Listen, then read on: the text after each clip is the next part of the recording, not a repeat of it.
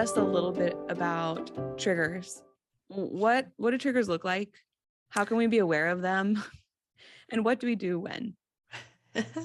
Oh, the questions. Yes. These are loaded questions. I have a 3-step answer for you. Yeah. No, I wish I did. I don't. But would be happy to shed some light on it. So ultimately a trigger is, okay, well, let's go back to, let's say, the original traumas in someone's life, right? Those are what's happening in the brain when there's trauma, especially again, early on. The amygdala is overworked. The amygdala is responsible for basically, like, it's fully developed when we are born. Super cool. We're so glad about that, right? It's not like other parts of the brain that keep developing until our mid-20s. This part's like ready to go. Okay. Yeah. And its job is to keep us safe, right? So when I'm an infant and I'm hungry, my brain is like, oh, we don't like this. The amygdala is like, this doesn't feel good. We have a need. Cue the crying, right? I'm cold. The amygdala is like, this is uncomfortable. You should cry now. I cry, right? So parent, ideally, the safe caregiver comes and meets my needs, right? So we're really glad the amygdala is like good to go when we are born. When trauma happens, again, if its job is to like scan the room and make sure we're safe, when we're not safe, it's obviously on like high power, right? So it's really active with trauma experiences. So just to give a little context for like the early on trauma experience. So when we've got a trigger, it's some kind of sensory, it can be any of the senses, some relational experience, something that feels familiar to that early experience when the amygdala was like, oh, no. We know what happens when we have this emotion. We know what happens when we see that facial expression. Right. We know what happens when we smell that weird scent, when we see someone with a black hat, when we, right, whatever the kind of sensory experience was, the amygdala is like, remember back when that was really bad, saying it turns on, right? So the amygdala is assessing this cue or this prompt or this sensory input, whatever it might be, feels too similar to something we've experienced in the past that was really bad. So therefore, I'm going to equip you to run away, to hide, to freeze, right? To respond to the trauma. Yeah. So that's what's happening in our brain when we're triggered. It's the amygdala saying, no, we know what happens here. Get out. Yeah. Even if I'm actually in a totally different state of life, I'm with totally different people, I'm actually safe. But my perception is when someone starts getting mad at me or someone starts having a conversation to resolve a conflict, my biggest association with that is not good. It was not safe in the past.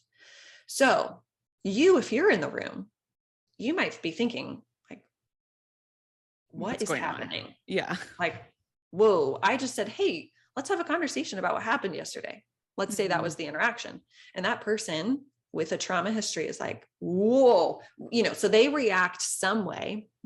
I love this phrase. If it's hysterical, it's historical, right? So let's say you're having a conversation with this person and you're saying, hey, let's talk about how that went yesterday. You're calm, you're cool, collected, like you were kind, you didn't like come at them. And they like have some big response and it doesn't really match what just happened. Often that's a good indicator. It's historical. It's actually a reflection of something in their past, in their history. So that just kind of helps us notice that in the moment. So the trigger in their body doesn't know they're actually safe. So when we're truly triggered, our body is saying, you need to run, you need to escape, you need to fight, you need to freeze and check out because this is not a safe scenario. So it's like the amygdala hijacks everything else because that's all it knew from a past experience. Does that make sense as far as what a trigger is? Yeah, definitely. So things we can do if we're the person in the room with someone who's triggered, or if we're triggered ourselves, ultimately in that moment, focus on simple, using way less words. Maybe even stop talking and just do some deep breathing.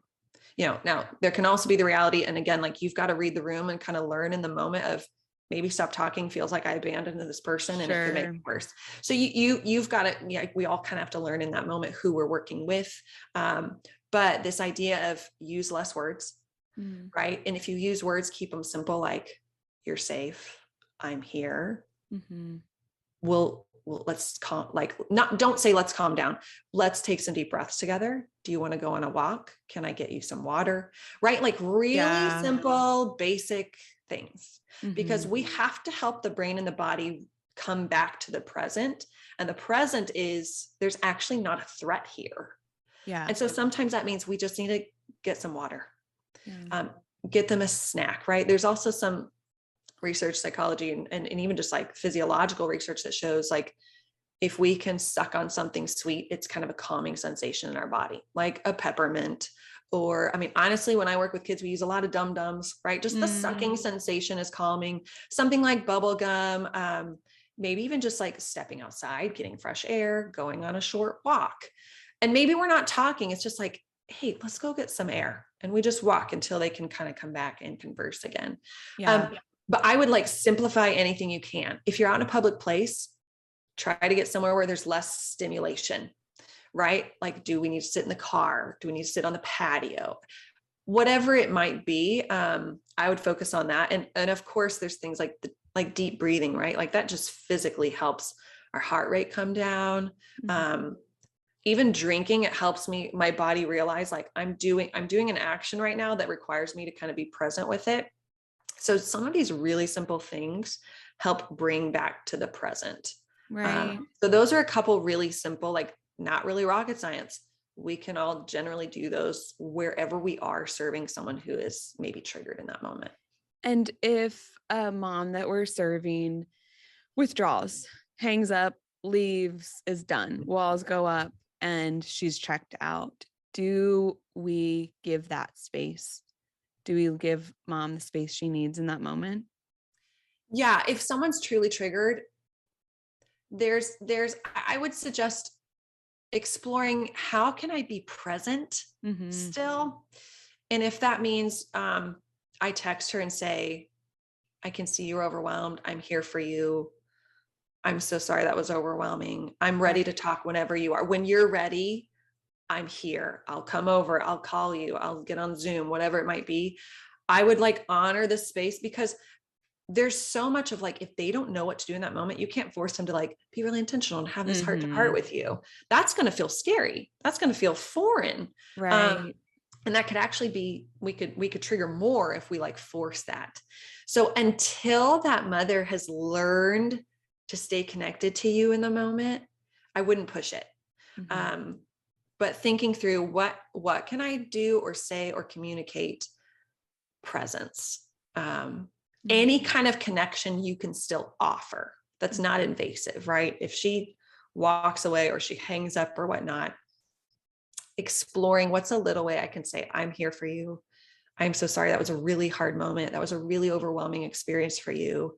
I'm available. Yeah. Call me when you're ready. Text me when you're ready. Whatever you think is appropriate, I would just focus on like being present and communicating. I am still here. Like you didn't scare me off. Wow. Like maybe you kind of cut me off in the moment. That's fine. I'm secure enough. I'm strong enough. I'm compassionate enough to be like, okay, not taking that personal. It didn't feel good, but I realize there's something else going on. Mm-hmm. And so I can stay present in whatever they're available for. Does that make sense?